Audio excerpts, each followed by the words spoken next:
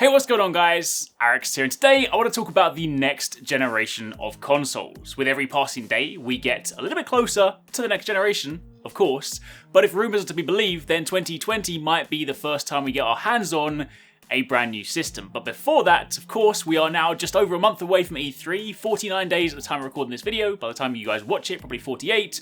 Point is, with E3 around the corner, we're, at least from Microsoft, more than likely going to see something from their next generation system. Of course, we know that Sony are not going to be at E3 this year, but they have recently dropped some information on their next system, which, let's be honest, is going to be PS5.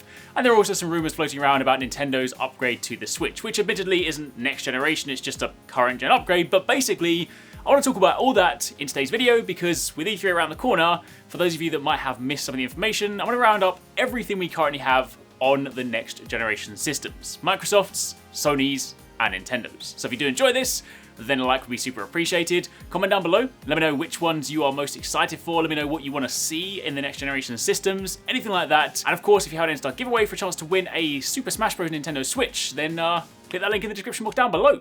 But we're going to kick things off firstly by talking about Microsoft, because if you saw E3 last year, at the end of their presentation, they announced that they were working on their next generation system. At that time, they didn't have anything to talk about, but they did say they would be talking more about it this year. And with E3 around the corner, they recently announced their date for their upcoming E3 conference, and that is more than likely going to be when we find out some more information. Now, it is worth calling out that from the rumours going around, do keep in mind that any kind of time it's rumours, you should still take it with a pinch of salt, but the reason I comment on these ones is because these invariably come from reliable sources, people who have credibly in the past spoken about consoles and they've then come to be true, so it's worth talking about. Now, on the Xbox front, the rather interesting thing is that from what we've heard, it seems like there will be two systems, not one. And these will basically be split into a cheaper, more affordable digital box where you will supposedly be able to stream your games, and then there'll be the more traditional, higher end, more expensive powerhouse machine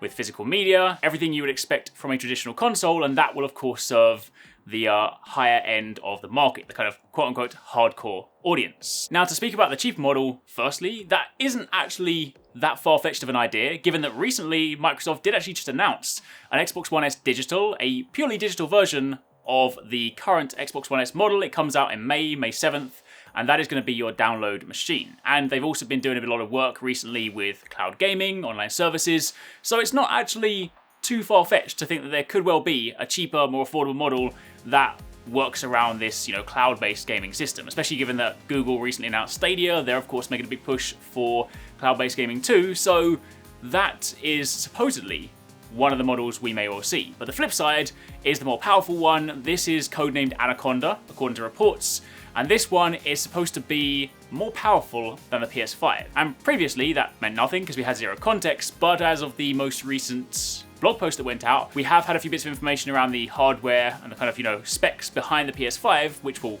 kind of touch on in a minute.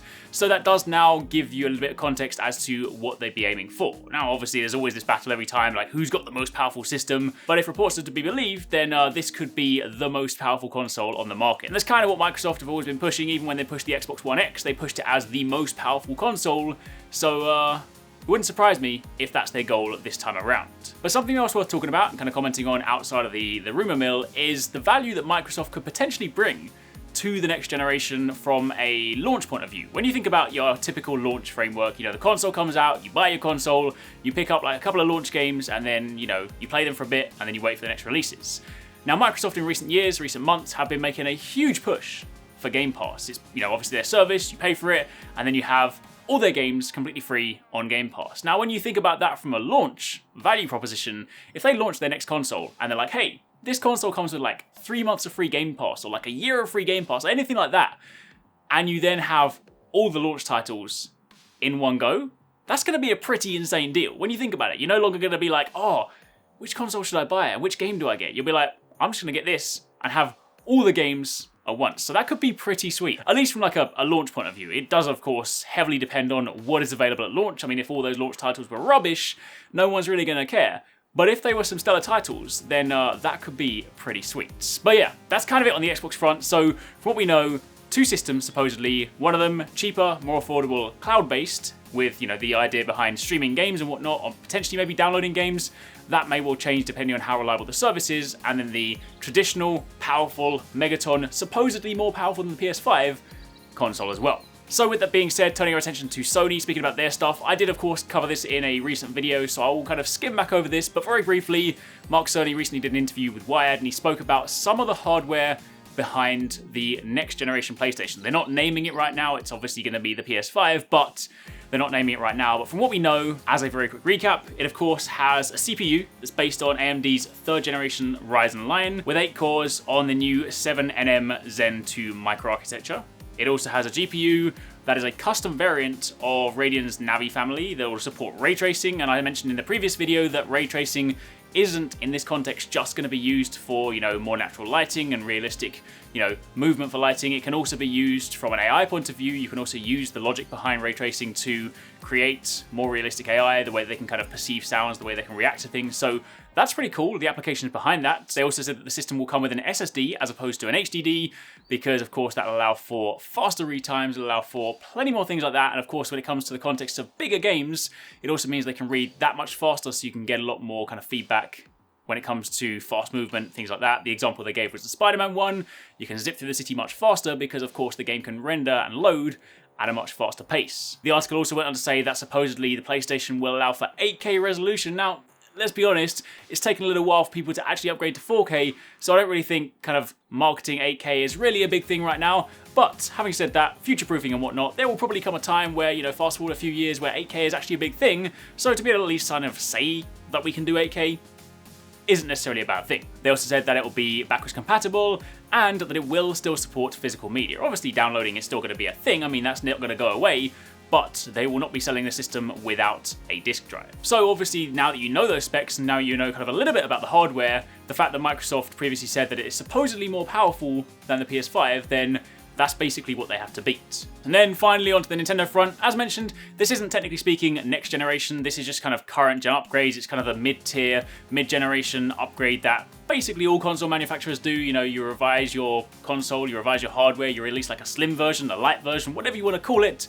And the rumor going around for the Nintendo Switch is that there will also be 2 models supposedly announced at E3 this year. One of them will be a cheaper, more affordable, a lighter model that will supposedly be purely focused on portability, no dock, no removable Joy-Cons, it's just for playing on the go. So it will kind of fill that sort of 2DS void from the previous generation. It's kind of that slightly more robust design you could probably give to a kid who could then throw it around and it probably wouldn't break as much.